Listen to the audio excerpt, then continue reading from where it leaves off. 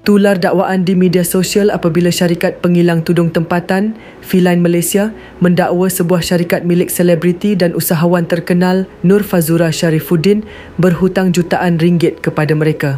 Menurut laporan The Rakyat Post, tuntutan tersebut melibatkan jumlah yang besar, iaitu sebanyak 4.65 juta. Berdasarkan dokumen mahkamah yang difailkan oleh Obor Holding Sendirian Berhad pemilik jenama Filine Malaysia, syarikat Pink Fate Sendirian Berhad milik Fazura hanya melunaskan bayaran sebanyak 2.68 juta daripada keseluruhan nilai pesanan berjumlah 7.33 juta.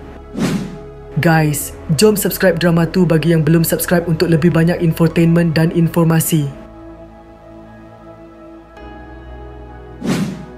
Sementara itu, BAS kini pula melaporkan bahawa Obor Holding mendakwa tudung bernilai RM7,331,197.40 telah dibekalkan kepada Pink Fate sejak Jun 2022.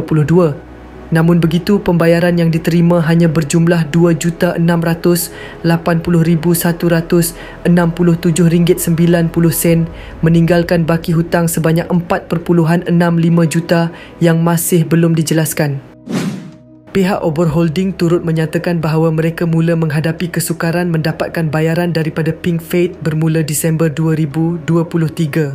Selain Pink Fate yang dinamakan sebagai defendant pertama dalam kes ini, dokumen tuntutan tersebut juga menamakan Fazfit Sendirian Berhad sebagai defendant kedua, abang kepada Fazura, Ahmad Faiz Sharifuddin sebagai defendant ketiga dan Nur Fazura sendiri sebagai defendant keempat.